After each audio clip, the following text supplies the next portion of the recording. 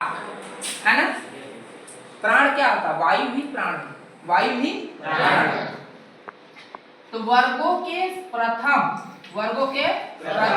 तृतीय और पंचम वर्ण, प्रथम तृतीय और पंचम वर्ण और साथ में अंतःस्थ व्यंजन, अंतःस्थ समझ लीजिए ये सब मिला के अल्प को क्या कहते हैं? अल्प प्राण। यानी अल्प प्राण में वर्णों की संख्या कितनी होती है?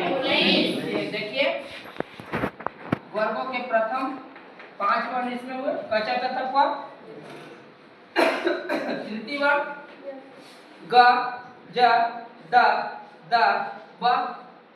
पंचम वर्ण अय्या मंगा राना, अय्या मंगा राना, ये 5 वर्ण हो गए। इसके अलावा अंतःस्थ व्यंजन जो 4 अक्षर हुआ, कुल मिला के हमारे कितने हो जाते हैं? गलत तो नहीं रहा? 5 10 15 और 4 अक्षर इसमें होते हैं, 15 4 नहीं। अब ये महाप्राण देखते हैं। तो महाप्राण में क्या होता है? वर्गों के तृतीय और चतुर्थ, वर्गों के तृतीय और चतुर्थ वर्ण साथ में ऊष्म व्यंजन। ऊष्म व्यंजन क्या होता है?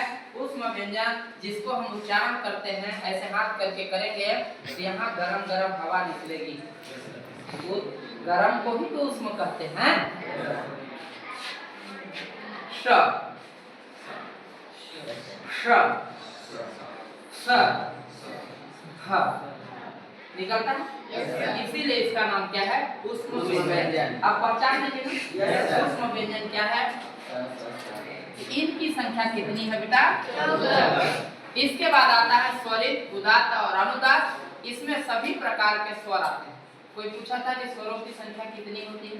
तो स्वरों की संख्या जो संस्कृत में दिया गया है, यानी मूल स्वर हमारे होते हैं 9 और इसके बाद जो स्वर आते हैं उनकी संख्या हो जाती है कितना? 13। आप देख लीजिए अ आ ई उ री री ली। अच्छा वैदिक संस्कृत जब तो ली भी 2 था। जब हमारा लकार 10 थे तो उसमें ली 2 था, एक ये ली हुआ और दूसरा ली ये हुआ। लेकिन इस ली को अब काट दिया गया है। कब से? जब से लौकिक संस्कृत आ गई तब से, और जब लकारों की संख्या 5 हो गई तब। ठीक है, कंफ्यूजन तो नहीं है ना? ये हमारे स्वर हो गए। स्वरों की संख्या कितनी हो गई? 13। एग्जैक्ट अगर ऑप्शन में आता है कि संस्कृत में स्वरों की संख्या कितनी है तो 13 है। कितनी है? 13। गिलिए ना 1 2 3 4 5 6 7 8 9 10 11 12 13। अंग और अह, अभी तक हम कंफ्यूजन में रहते हैं कि क्या हमारे अंग और अह स्वर हैं? नहीं, वो आयोगवाह व्यंजन है। क्या है बेटा? आयोगवाह व्यंजन है अंग और अह। चलिए अब स्पृष्ट व्यंजन पढ़ते हैं। क्या? अभ्यंतर प्रयत्न। स्पृष्ट क्या होता है? स्पृष्ट माने होता है स्पर्श। क्या? स्पर्श। यानी जब जीभ जिन जिन भागों को छूती है उसे स्पर्श कहते हैं। तो जब हम क वर्ग का उच्चारण करते हैं, किसका? क वर्ग का, तो जीभ जो है कंठ को स्पर्श करती है। किसको स्पर्श करती है? कंठ को। और जब हम च वर्ग का उच्चारण करते हैं तो जीभ जो हमारी है वो तालु को स्पर्श करती है। और जब ट वर्ग का उच्चारण करते हैं तो ट वर्ग जीभ जो है वो पीछे की ओर मुड़ी होती है, इसलिए उसको क्या कहते हैं? मूर्धा कहते हैं। और त वर्ग का उच्चारण जब करते हैं तो उसको क्या कहते हैं? दंत कहते हैं। क्या कहते हैं बेटा? दंत। थोड़ा त वर्ग का उच्चारण जब करते हैं ये दंत से होता है।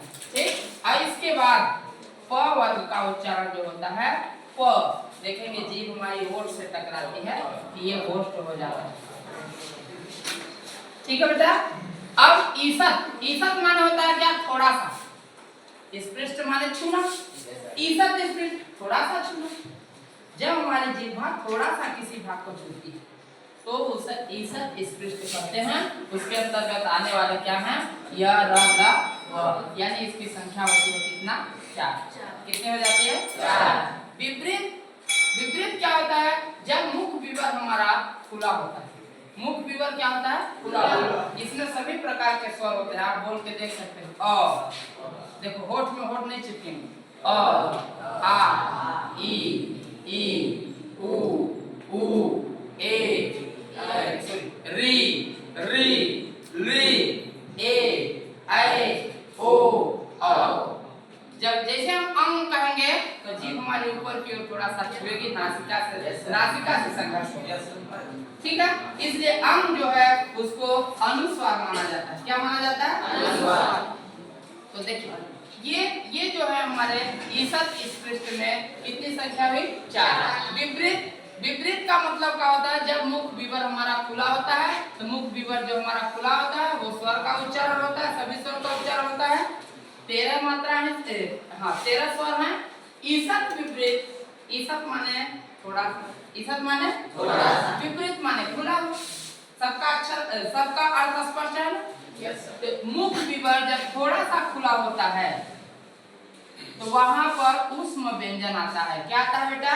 ऊष्म व्यंजन। और ऊष्म व्यंजन समझ गए ना? क्या? श, ख, श, ह। ठीक। अब समृद्ध मतलब क्या होता है? जब मुख पटल हमारा बंद होता है, इस तरह से कहते हैं। अर्थात ये जब संगीत वाले अपना धुन सजाते हैं तो उस समय वो अवग्रह का प्रयोग करते हैं। अवग्रह ये क्या है? ये ह्रस्व स्वर है, आधा अ है। क्या है? आधा। अच्छा आपसे प्रश्न पूछूं कुछ? बताइए। हाँ किरण नाम खड़ी जगह। अब बताओ ऊष्म व्यंजन क्या है? बताइए, कौन बताएगा? ऊष्म व्यंजन क्या क्या है? क्या मतलब हमको पढ़ाने से बताओ, तुम बताओ। ऊष्म व्यंजन बिल्कुल सही। कुछ सीखी? क्या सीखी बताओ?